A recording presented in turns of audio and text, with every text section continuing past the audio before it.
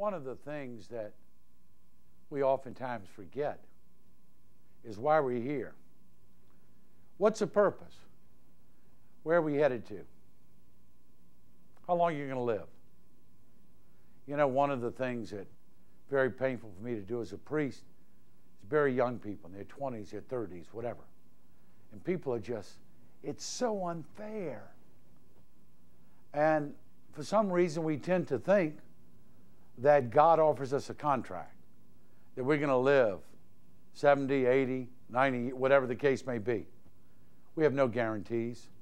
But I'm afraid a lot of people have forgotten why we're really here. Why we're really here is not to see how long we can live. Why we're really here is to decide whether or not we can be pleasing in the sight of God.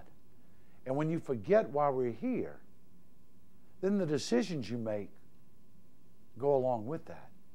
And unfortunately, we're in a position in this country at this time that our administration has forgotten why we're here. So-called leaders, so-called Catholics, think that it's all about this life. So much so that they've signed into law the embryonic stem cell research. Let me be very clear about that. And they say, oh, well, we're not really creating, we're just using already existing embryos. They take human life, they create it, they harvest it for body parts so that we might live longer. Excuse me? Yeah, that's what they're doing. Joseph Mengele didn't do this after the fall of the Third Reich. But we're creating body parts so that we can live longer. Oh, if we had have done this, Christopher Reeves could have been Superman again and could have flown. Nothing against Christopher Reeve. It was a tragic reality. But even if Christopher Reeves could have walked again, eventually he's going to die. And so are you. And so am I. And it doesn't matter whether or not he's walking. He was walking and talking when he had his accident. And you and I can walk out of our office tomorrow and we can be killed. We never know. If you believe in the resurrection, if you believe that Christ suffered and died for us, and that this is just a practice round, life is a test, life is only a test. If we'd have been given a real life, we'd have been given instructions on where to go and what to do. We're not going to remain here forever. We're not made for this world. We're made for God.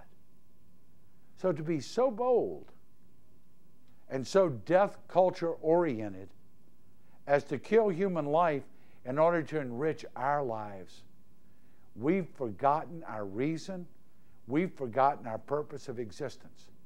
This Freedom of Choice Act, that has many other components that I'll talk about later, is a basic denial of the Christian reality of the Paschal mystery. There's suffering, there's death, there's new life. There's not new life in this world, at least not metaphysically speaking. There's new life in the presence of God. So regardless of how long we live, we've got to realize that our next stop is in either the presence or the absence of God. The choice is ours to involve ourselves in the experimentation that destroys human life to enrich our human life, denies the reality of the resurrection, and messes with our head and messes with our values. Let's hope and pray we have the courage and the grace and the other things we need to stand up and fight this. God bless you.